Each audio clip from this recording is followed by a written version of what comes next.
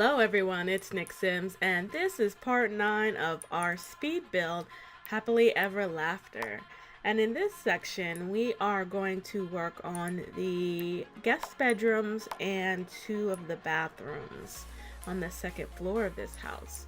So I end up using a brown and orange theme in this first guest bedroom, and I just transfer the light brown floors across the all the rooms that are in this house.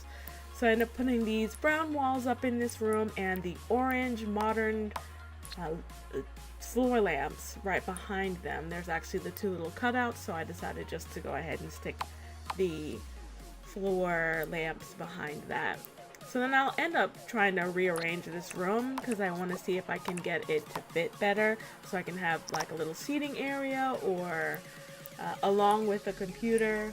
Just trying to make all the rooms encompass everything that a sim would need. I have the table here and then I end up moving it to the side. I put a TV on the wall and I will put a couch in the living room, or not the living room, just directly in front of the chair that's here.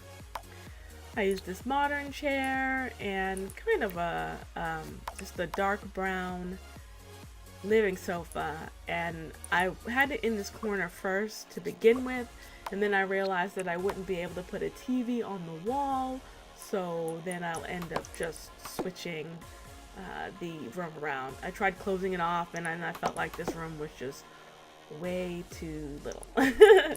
It's just way too small, so I end up just messing around with this some more, seeing if I can get it to fit better, and it really doesn't work the way I have this, and try just figuring out this room layout. It's an interesting shaped room and nothing really worked, so I removed all the walls that I had just put up. I was like, well, I'm not gonna put any kind of living sofa in here, I don't think it'll fit.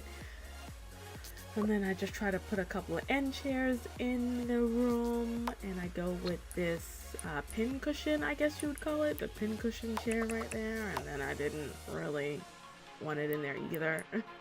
I kept changing my mind in this room. And there I'm just putting a rug in this room, and I put the orange rug to help incorporate that orange and brown theme in here.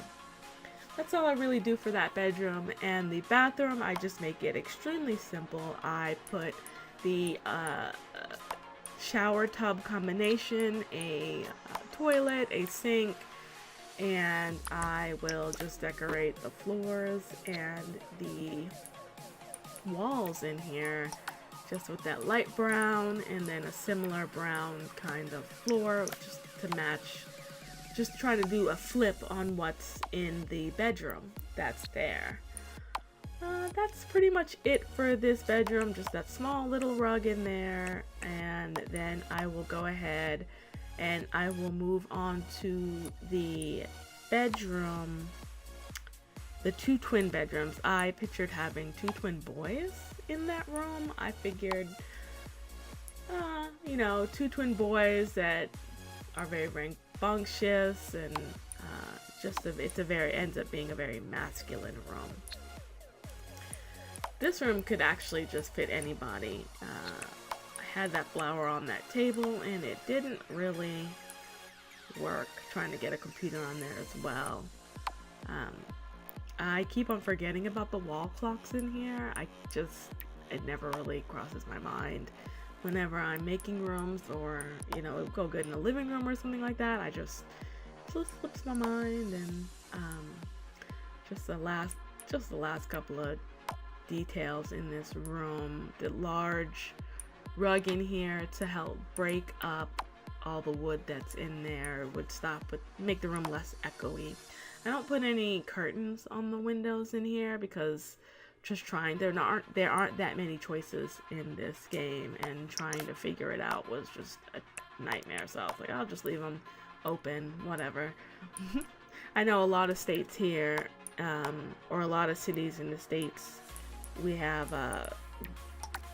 rooms and stuff like that, people really don't use curtains like that, which is kind of weird. I'm from the Florida area, so we always, have our privacy, and also it helps with the heat and the cold. But in San Francisco, I know a lot of the areas there, they don't really do too many curtains. It's more open because there's not that much space, not space. I'm making new words here.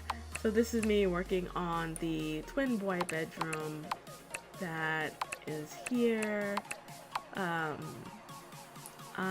Like I said, I went with the blue theme, just very masculine, boyish, whatever I felt would fit this room completely. This room, I actually end up using a couple of curtains on the walls. Now that I'm looking at it, I actually hope I end up... Yeah, okay, I ended up moving that thing over. I was like, definitely put that in the wrong place. So this is actually connected to what we call a Jack and Jill bathroom, where there's 2 bedrooms that connect to this bathroom. And then I put a living area, because like I said, some boys, and they're going to want to play video games. So instead of taking over, I know there's a game room downstairs, but instead of taking over the main room, they'll just have their own little game area so that they can escape from the rest of the house. I put some posters up just to kind of make it seem like a more lived-in room. Nice little decorations in there, and little saucer end tables, and just trying to find a little plant to put on the what is it called? The dresser. The dresser. So I decided to make this bathroom just a little bit bigger because it is shared by 2 rooms, which can have 4 people in it. It has a long counter and a lot of glass in it, and a double sink, and I also have the tub, a shower, and then the toilet. I'll make sure to have both doors on how you get into the rooms, and I use a half wall on part of the to separate the toilet a little bit, because it seemed a little bit too open and a little invasive, kind of, I guess. I just throw some lights in there, and I mean, it's just a really simple bathroom that I decided to kind of just leave it at that. I didn't want to put too much, and I kind of like to leave the rooms a little bit open for your interpretation, I guess I could say. Do I actually end up keeping it like this when I do this change right here? Because I felt like the toilet was just a little bit too exposed,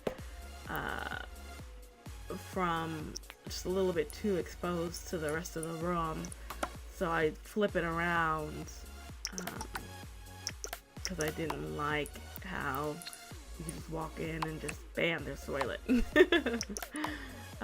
So that helped me get this double sink in here, and just toss the toilet paper in there, and a hand towel, 2 hand towels, and a bath towel for once you get out of the shower, a couple of candles, some soap dispensers, and a incense in case like Sim wants to burn it to kind of get a mood lit, and just putting a bunch of clutter in here to again make the area seem like it was lived in. I closed off the bathroom just a little bit more, or the shower just a little bit more, so that I can add that oh wow, I just said the word towel rack. Oh the towel rack, and that's pretty much it for that bathroom. Now this bedroom is quite large. You end up with a whole seating area, its own TV again, and so in this room it's just that light blue, a little bit lighter than the boys' room, but just kind of keeping it that light, airy, beachy, modern feel to it. And I will put the dresser in that little nook that's right there, or a closet actually. And I don't use too many of these closets throughout the house. I use enough. I just always keep on forgetting that they can have some walk-in closets instead of creating one myself. So like I said, this is such a large room. Then I have this large seating area, and the room has its own computer and a rug and a speaker in here actually as well. And I'll change that, yeah, carpet to this white one. I was gonna put the blue, but I felt like there was just too much blue. Checking a couple of paintings on the walls, and that's pretty much it that is here for this home. It's available to download on the gallery if you look up hashtag Nick Sims or hashtag happily ever after. Please let me know what you think in the comments below, and like and subscribe if you enjoyed what you watched. And thank you for watching.